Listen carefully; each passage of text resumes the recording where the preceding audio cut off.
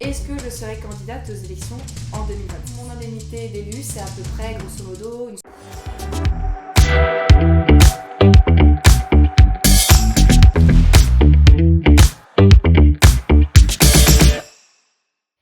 Bonjour à tous, et bien écoutez, bienvenue chez moi, dans mon bureau, et je pense qu'on va tourner pas mal de vidéos ici maintenant, donc vous voyez, rien que pour vous, un néon Carquefou en rose bien sûr.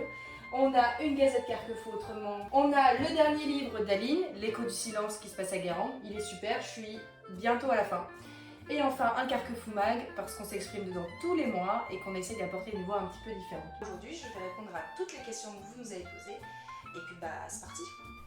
Alors, première question, si je regarde, quel est ton salaire d'élu ?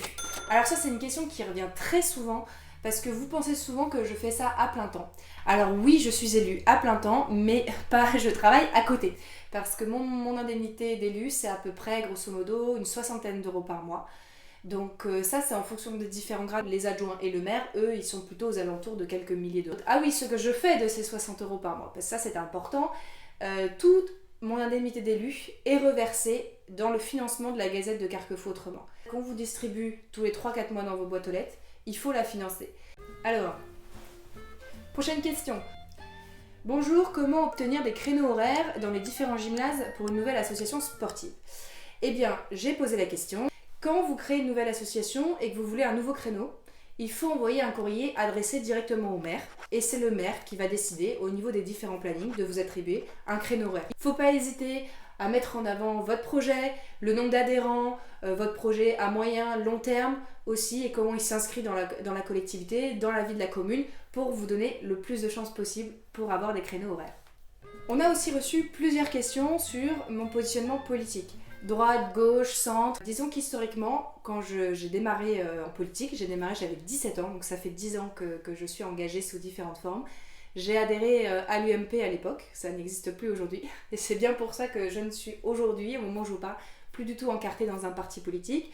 J'ai démarré dans un courant qu'on appelait à ce moment-là la droite sociale, très attachée aux valeurs du travail.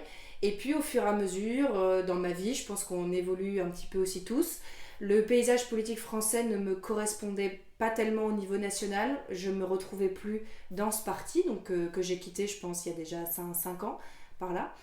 Oui, certes, je vais avoir parfois des visions, on va dire, plus centre-droit, mais ce que j'aime bien avant tout, c'est d'avoir des valeurs et des convictions qui vont guider et qui vont être vraiment structurantes dans ma pensée, dans ma vision que je voudrais pour la ville de Carquefou. On peut aborder tous les sujets, pas de tabou. On peut parler logement, on peut parler patrimoine, on peut parler urbanisme, on peut parler sécurité. Pas de sujet tabou, on parle de tout. Mais à partir du moment où vous êtes dans cet état d'esprit, ça peut matcher avec moi. Au niveau politique, bien sûr. Allez, prochaine question. Qu'est-ce que vous adorez le plus à Carquefou ? Alors, ce que j'aime le plus à Carquefou. En ce moment, je suis dans ma période jardin. Et donc, ce que j'aime beaucoup à Carquefou, c'est que c'est une commune très étendue.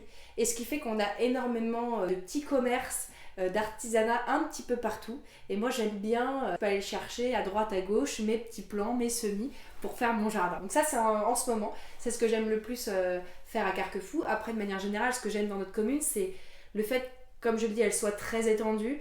On ait des ambiances différentes, des quartiers différents. Je trouve que parfois, on ne met pas assez en avant dans la communication. Donc ça, c'est ça que j'aime le plus à Carquefou. Autre question, quel est votre métier ? Toi, là-bas, quel est ton métier ? Je suis potier ? Eh bien, j'ai démarré dans le conseil, dans le secteur public. Voilà, j'ai accompagné des organismes publics. Et puis aujourd'hui, je suis chargée de mission dans le secteur de la protection sociale, dans le secteur des mutuelles. Prochaine question. Bonjour, il y a 4 ans, la ville se lançait dans une expérimentation de navettes autonomes. Où en est-on ? Merci. Alors, remettons un petit peu les choses au clair.